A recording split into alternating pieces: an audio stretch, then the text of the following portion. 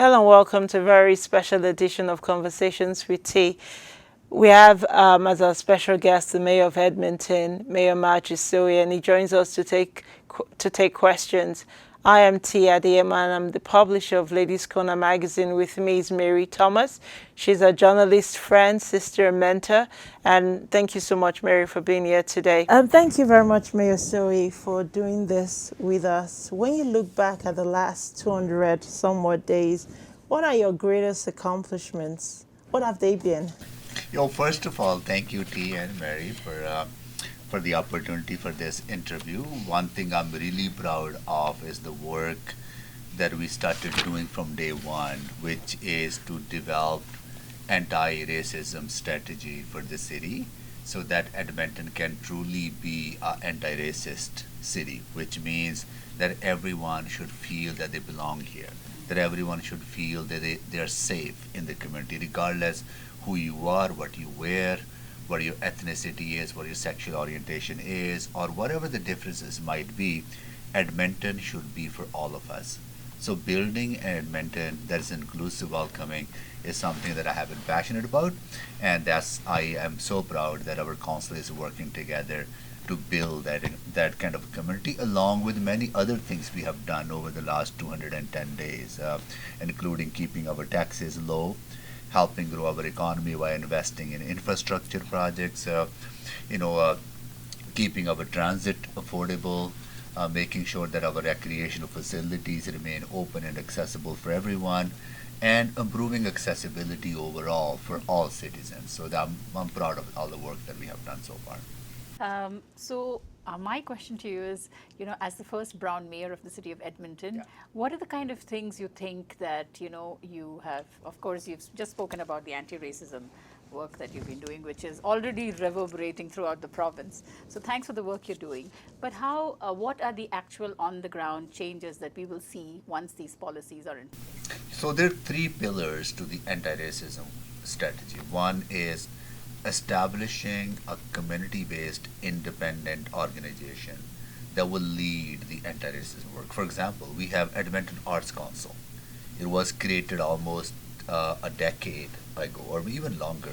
Now, Edmonton's Arts Council is actually leading the promotion of arts and culture and supporting organizations in the city. So I envision an organization similar to that will empower communities, organizations, to be anti-racist and lead anti-racism work. So that's one pillar. The second pillar is, how do we as a corporation become anti-racist? So our internal policies should be challenged. They should be inclusive. They should be embracing of our diversity and promoting that diversity in every aspect of our city, from access to services, but also access to employment. Right? So how we do that? That's the second pillar. The third pillar is building the capacity of the organization by providing them proper funding, operational funding, and programming funding that communities need to do the anti-racism work. So I think those three pillars are critical. So the next step is engaging with community, and this work is being led by community to implement those three pillars and come up with the implementation plans. I firmly believe that anti-racism work should be led by the community and community members who have a direct experience of dealing with racism and discrimination, because their lived experience will inform the policy and the work. So as we set up this organization, the governance model should be exactly what you're talking about, right? How do we involve indigenous communities into Right. it? How do we get black community members involved in this? How do we have the other BIPOC communities being part of that organization and leading the organization? And a governance should be reflective of that. So but the second point that you said is about the city as an administration. Are you sure that the HR reflects the diversity of the community right now? So at this time, I would say our city organization is not truly reflective of our city's demographics.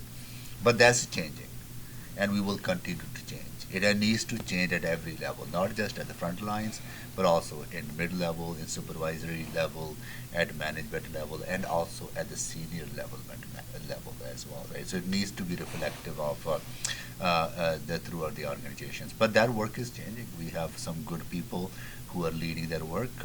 Our city senior leadership is absolutely passionate about their work. They recognize that there hasn't been enough work done yet, so that's why they're committed to changing things.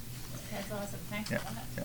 I read somewhere that the fund has gone from $2 million to $3 million. Is this correct? So we initially provided $1.4 million Right. of additional funding to support racism organizations in programming and the operational funding. We added another $1 million to develop this strategy, right? So that there's enough support, because community members should not be burdened by being asked to volunteer their time, right? So they will continue to do that, absolutely. But we also need to make sure that they're properly supported, right? And this $1 million will help us to set up the organization and start working on the implementation of those three pillars that I talked about. There has been a lot of pre-work done to this, to the council itself, and I was involved in some of the advocacy for that. Yeah. And so I know that a lot of stakeholder engagement meetings were done a few years ago, and I don't know whether all that documented data is still available with the mayor's office. So anti-racism work is not a one-time event, it's a generational work. The work that has been done in the past is informing the work that is being done now. And the work that we do now will continue to evolve and continue to change as conditions change, as community awareness changes, as we learn from what is being successful and what is not, and implementing that policy. So I was leading a city's anti-racism work when I was city councilor. Now I got to do that as mayor. But when I look back and think where we are today, we have made some success, but we haven't made significant success that I can truly say that Edmonton is on a path to becoming a truly anti-racist, inclusive, welcoming place. We are on the path, but we have a significant work to do. That's true. Now, there are three spokes to this, right? One is the municipal level, one is your provincial level, and one is your federal. How do you see these three bodies tying together in the work that you're trying to do? So the work we are doing absolutely will tap into resources from the provincial government and the resources from the federal government. But we will also dedicate our own resources. We want our city to lead by example, that anti-racism work should not be seen as add-on work. It should be seen as integral to everything that we do in the city, and this should be seen as a core responsibility of the city, because as a municipality, we are responsible for our constituents' well-being. A community that is fostering racism is not really a community that fosters well-being of people, right? Yeah. So that is why it is important that we tackle racism, discrimination, and work with communities to heal that pain, that everyone feel that they are well, they're respected, that this is their city. Thank you so much. That So I just wanted to know about, there's lots of unsafe conditions that many people of different communities face on the streets of Edmonton. And sadly, sometimes our children face it too when they are at a bus station in the late evenings and stuff like that. So what are the kind of things that, can be put in place to increase the safety of our communities in different parts?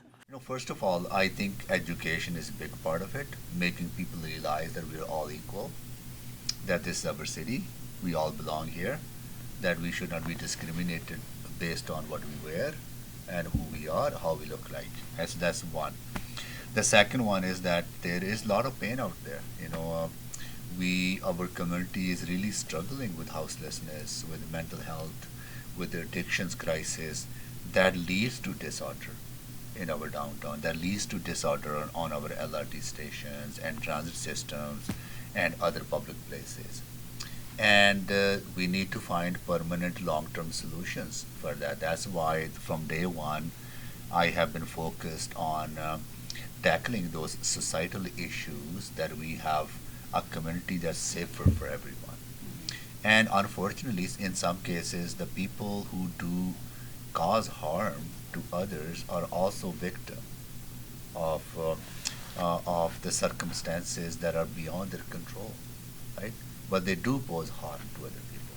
So how do we have a compassionate approach to community safety, at the same time recognize that there are systemic challenges that we're facing, that until we tackle those systemic challenges, we can find interim solutions, but we will not be able to find permanent long-term solutions. So is there something like, a system that can be established whereby somebody who's unsafe can make a call to the city or So something? on public transit, we introduced the texting system, right? You can actually text if you don't feel safe.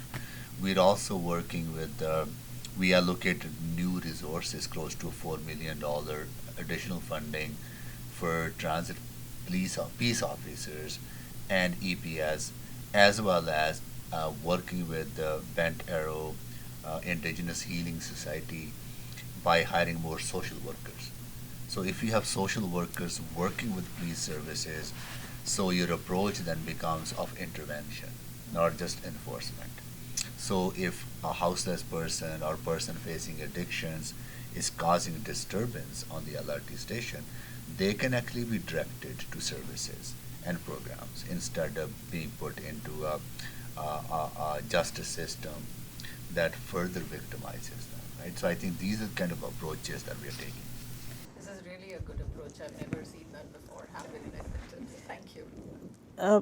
Transit has been an important thing that you've done, and the tripartite systems. We're not going according to the questions, but the tripartite system has been very successful. My question is, the last time I checked, 4 people were fatally wounded by Edmonton police. I don't know about Peace Corps. Are they allowed to fire live ammunition if there was a disturbance on Edmonton Transit and they needed to help a vulnerable person? I don't know, but I think it's wearisome that, live ammunition has been used on vulnerable people by, again, I'm not sure if it's a Peace Corps or the EPS. I don't know if it's the same. So it's more about like how enforcement takes place from EPS is something that police commission members can answer, right? You can ask them about if the excessive force is used in controlling or responding to incidents of violence. But I expect that whenever police officers or peace officers interact with the community, that they make sure that everyone is safe, that someone causing or engaging in criminal activity is properly handled. At the same time, there's compassionate approach to it, right? And that directing people to right services and programs so they can actually get better and really tackle the challenges they're facing. That's why Bentauer is involved, isn't it, to make sure vulnerable individuals. Excessive use of force is not never acceptable, right? Because it harms people, and there's accountability within the system, and that accountability lies with the police commission holding those kind of excessive behaviors to account. So did you have the meeting with the police commissioner that was supposed to happen? Yeah, we had a number of meetings with the police chief and police commission leading up to budget and beyond budget, where we talked about making sure that everyone who interacts with police services is treated with dignity, respect. At the same time, it is the fundamental responsibility of the police service to ensure that criminal activity is curtailed, that our communities are safe. And is there a move towards getting more diversity into the police Oh, I hope so. I really hope that we are seeing it as actually we are seeing more and more people from diverse backgrounds, more women going into police service. But I understand the new recruits are pretty much majority of them do come from racialized, indigenous background, or they come from from other diverse experiences, LGBTQ community experience, communities, and women as well, right? We are seeing increased number of diversity in our police force as well as our city service. Yeah, I find though that within the EPS, there's a lot of positions which are still very, very mainstream, and I hope to see some color infused there. Mayor Sohi, I was going to ask about the relationship between municipal and provincial government.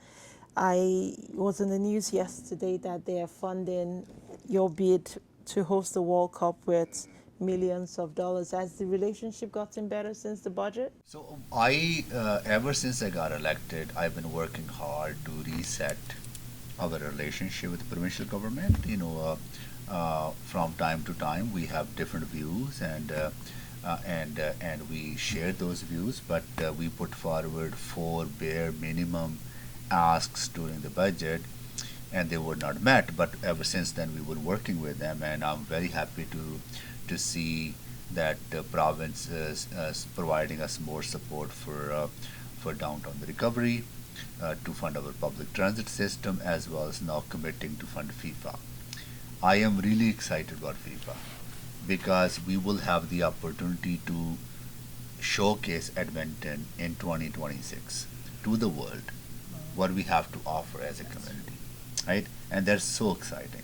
And soccer unites people around the world, right? And it's such an affordable way for people to engage and stay healthy. And we look forward to opportunities now working with the FIFA organization for Edmonton to be selected as a host city.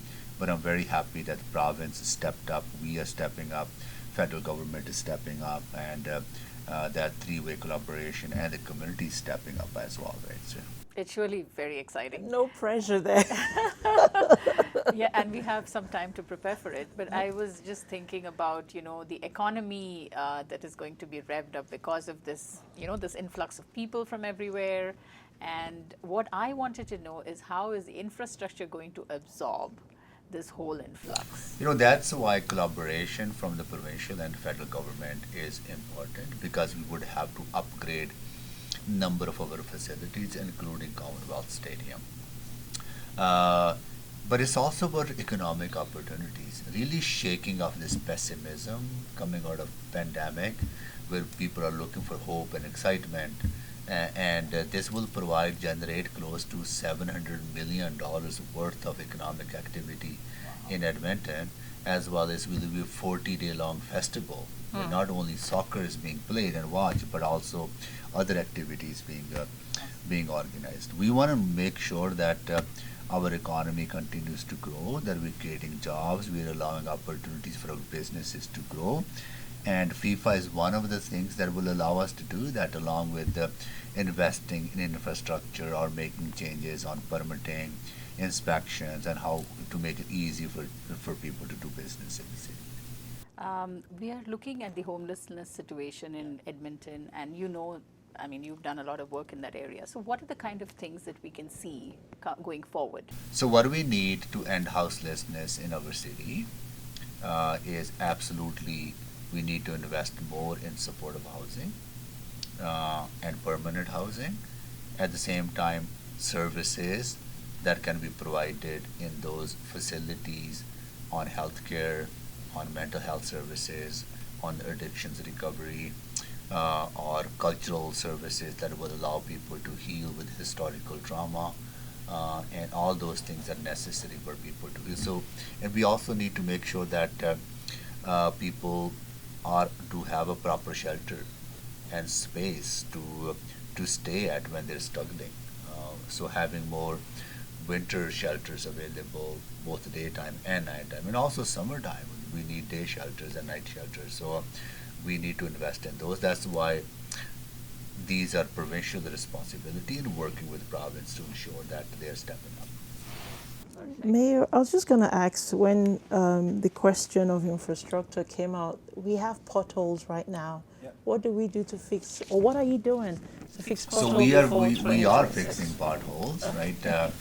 We will always see an increase in the number of potholes when we head into spring and the snow starts melting and there's a fluctuation in temperature. And we fill as many potholes as possible within a short amount of time. But we also need to maintain our infrastructure properly, that we are avoiding that kind of situation. So we're investing a lot of money in upgrading our streets and our neighborhoods. Last night, the council decided not to use pesticides this year. And even though it sounds really brilliant, I'm just wondering, how will you actually prevent mosquitoes from killing us if you're not using pesticides this year? Well, I did not support ending the aerial mosquito control system because I feel that it is important for us to because our summer is very short, our spring is very short, and there's only when people are outside, we want them to enjoy. But there are other ways that we have to figure that out. Are there other biological solutions that will help us control mosquito population? But that's one of the reasons I did not support this motion, because I felt that if there is an increased mosquito population because of the wet spring or summer, then we need this additional tool to control the mosquito population. Now that tool is not available to us, we will explore other options. The intercultural media, like for example, Ladies Corner and other publications, there are so many of them in Edmonton, and you have seen the work that we do. So what we really wanted to know is, how is the mayor's office going to support these independent media going forward? Whereas the mainstream media get an opportunity to meet you once every month. What could we expect? So we are always remain open and accessible. We have not said no to any interviews from any ethnic media or any media, right? I know there are resources issues, because you can't show up to City Hall every day as would say CTV Global or Edmonton Journal, because they don't have the resources you don't as a community-based, volunteer-based media, right? So we will always continue to make sure that we're open and accessible and available. And you make a promise to us. Absolutely. Yes, and also we're also pushing our administration to look at engaging ethnic media more in the communication of city programs and services and initiatives, and utilizing that network of well-connected community-based media to get the message out. Thank you so much. Yeah. Sir, we understand the opioid crisis is eating the soul of our city. What have you done since to tackle the opioid crisis? So opiate crisis is something that is really holding us back, because we have people dying on our streets every day. 1 or 2 people die every day because of opiate crisis, a poisoning crisis, because what people are injecting is basically poison because of their addiction. So one thing we're exploring is there should be more safe consumption sites. There should be more safe supply of pharmaceutical choices for people to use in order to tackle and satisfy their addiction, that their urge is to take whatever they have because they're so addicted and they're beyond repair in some cases, right? So that's what we are doing. But these are provincial responsibilities. Opiate crisis is not a municipal responsibility, or either caused by municipal lack of action. It is caused by because poisonous drugs are brought into our country, right? Smuggled into our country, not controlled at the border. Once they're here, they're available through drug dealers. But once people get addicted, they have no path to recovery in some cases, right? So, or sometimes they're addicted beyond recovery. So they end up dying because what they're injecting is not actually a drug; it's poison, right? It's poison that kills them, and it's a lack of action from other orders of government that is causing this much pain and suffering in our city. Yeah. You've been an artist, and we've seen some of the work you've done way before your political career started, and it was exciting to note that you have been in theater, and so you are very much into the arts, which is a very strong medium to move social change. I am really looking forward to seeing some of the work, where the diversity is visible in theater in Edmonton. Because right now, if I go to any theater to watch a play, it's mostly mainstream communities. I see the desperate lack of Black people and Indigenous people in those stages. That's a very good point and good observation. In the last budget, we approved $1.2 million to support artists to their recovery from COVID.